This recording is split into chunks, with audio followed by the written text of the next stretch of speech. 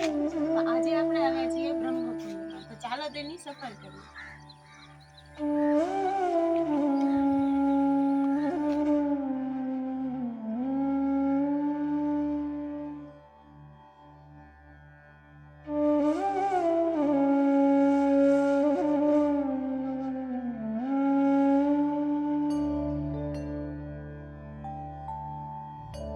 બ્રહ્મકુંડ ગુજરાત રાજ્યના ભાવનગર જિલ્લાના સિહોર શહેરમાં આવેલું છે.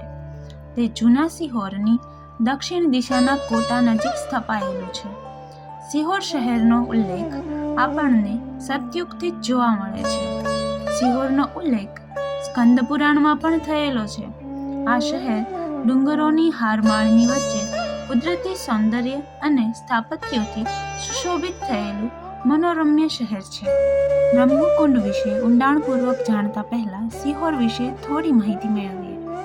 એક કથા મુજબ કહેવાય છે કે ભગવાન શ્રી કૃષ્ણ મથુરા છોડી પશ્ચિમ તરફ આવીને દ્વારકા નગરીની રચના કરી હતી અને ત્યાં સ્થાયી થયા હતા.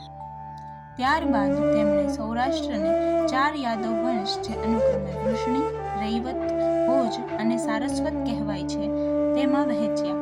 તેમાંની સારસ્વત વંશની રાજધાની સારસ્વતપુર હતી, જે હાલ સિહોર તરીકે ઓળખાય છે.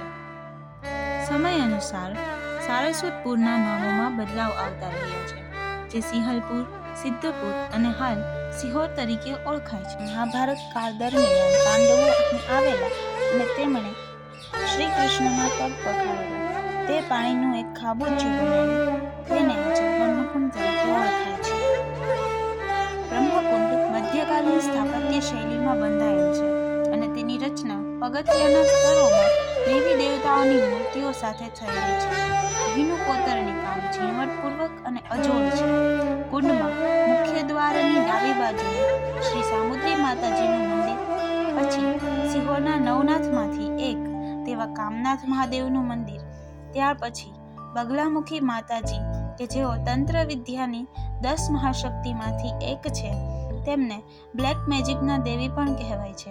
અને ત્યારબાદ એક શિલાલેખ મળી આવે છે, જેમાં ઉલ્લેખ છે કે સંવંત 1888 વદ સપ્તમી ગુરુવારે સ્વામી પુરુષોત્તમભાઈ સરસ્વતીએ મંદિર બનાવીને બ્રહ્માની મૂર્તિની પ્રતિષ્ઠા કરી હતી. હાલ એ બ્રહ્માની મૂર્તિ અહીં નથી. લોકોના કહેવા પ્રમાણે લગભગ 100-150 વર્ષ પહેલા અહીં ચોર લૂંટેરાઓએ મંદિરમાં મૂર્તિ ચોરવાનો પ્રયાસ કર્યો અને તેમાંથી તેઓએ બ્રહ્માજીની મૂર્તિને લૂંટી ગયા હતા. અહીં કુંડમાં 126 દેવી દેવતાઓની મૂર્તિઓ આવેલી છે.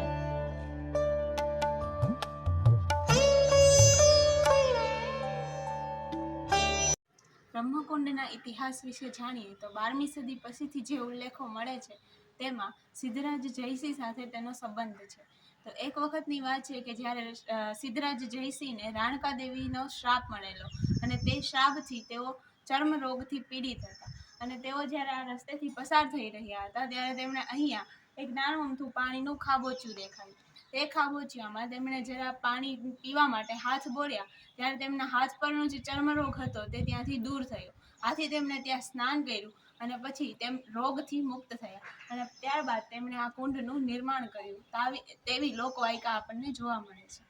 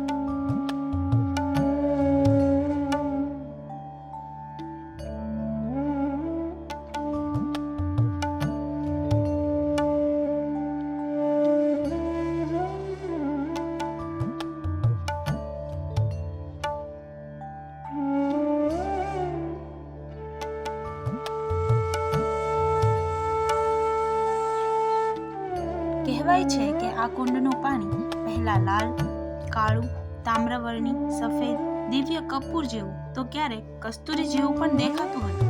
વર્તમાન સમયમાં તે પાણીમાં ચમત્કારિકતા રહી નથી. આ કુંડના પાણીમાં તાંબાને સોનામાં પરિવર્તિત કરવાની શક્તિ હતી. આવું પણ કહેવાય છે. આ કુંડનું પાણી ચમત્કારિક ગણાય છે. મેરુતુંગ રચિત પ્રબંધ ચિંતામણીમાં પણ તેનો ઉલ્લેખ છે.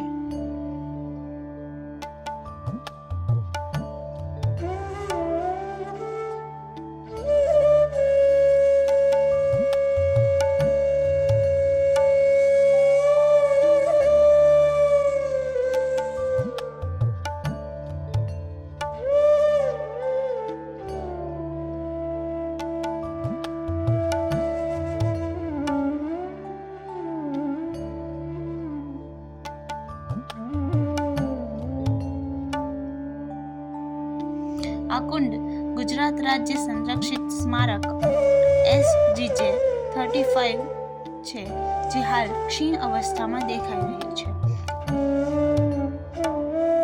આ કુંડમાં ધાર્મિક વિધિ વિધાનો કરવાનું પણ ખૂબ મહત્વ છે. અહીં શ્રાવણ માસના છેલ્લા દિવસે એટલે કે ભાદરવી અમાસ અથવા તો ભાદ્રપદ અમાવસ્યાના દિવસે મેળો ભરાય છે, જેમાં આશરે 1 લાખ લોકો મુલાકાત લે છે.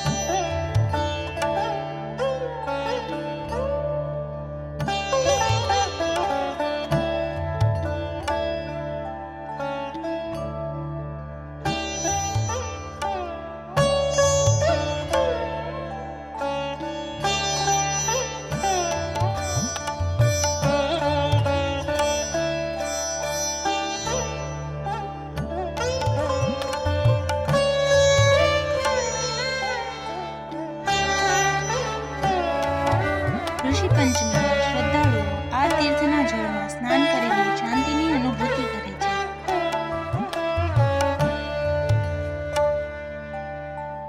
કુંડ એ પુરાતનીય અને સ્થાપત્ય કલાનો નમૂનો છે. અહીંયા લોકો ગામોગામથી શ્રદ્ધાળુઓ અહીંયા નાવા આવે છે અને અહીંયા નવનાથનું એક સ્થાન છે, કામનાથ મહાદેવ, ત્યાં દર્શન કરે છે. અને અહીંયા અમે લોકો ભાદરવી અમાસ, ઋષિ પંચમી અને ગોકુલાષ્ટમીના દિવસે અહીંયા ઉજવણા કરવામાં આવે છે. અને અહીંયા ઉજવણા અમે લોકો કરાવીએ છીએ. જે કોઈને ઉજવણો કરાવવો હોય તે 9661888903 પર સંપર્ક કરીને અહીંયા ઉજવણાનો લાભ લઈ શકે છે.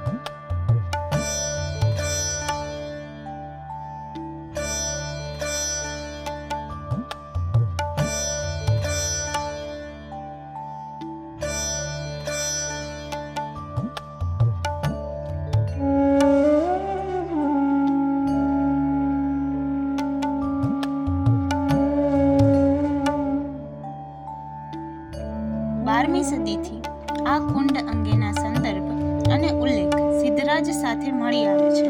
તેનો આઈને અકબરીમાં પણ ઉલ્લેખ છે. કવિ નન્હાલાલ પોતાના હરિસંહિતા નામક મહાકાવ્યમાં ભગવાન શ્રી કૃષ્ણ અહીં આવ્યા હોવાનું જણાવે છે.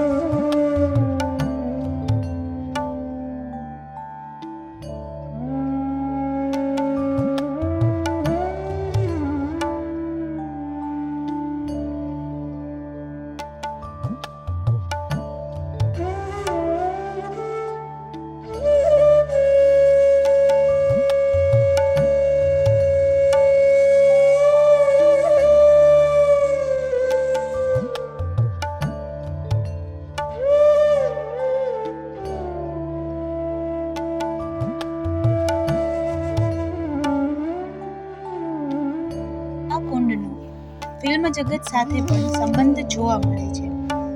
1968માં રિલીઝ થયેલ સરસ્વતી ચંદ્ર મૂવીમાં આવતો એક સીન અહીં ઉતાર્યો છે.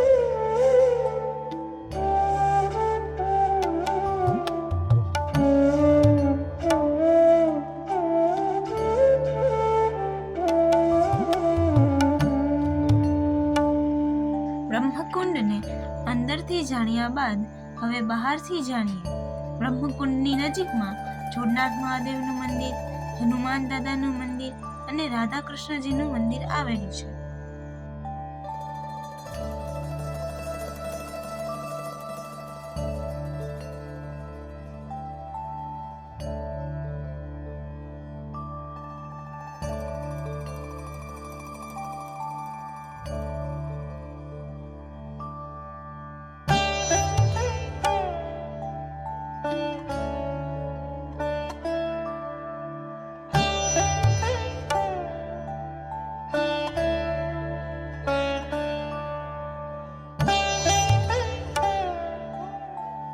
બ્રહ્મકુંડના પ્રવેશદ્વાર બહાર શિવલિંગ અને પ્રવેશ દ્વારની આજુબાજુ પ્રતિમાઓનું અંકન થયેલું છે.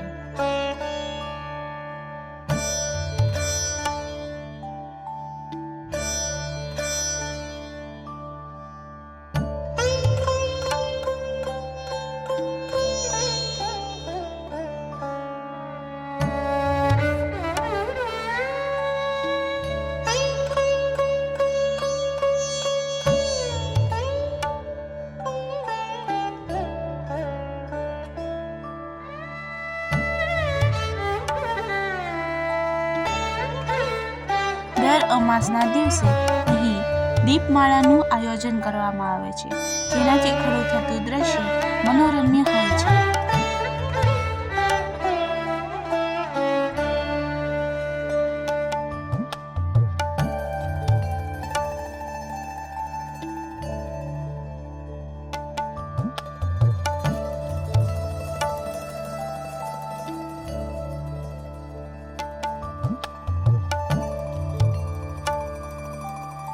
આ સ્થળની એકવાર જરૂર મુલાકાત લો.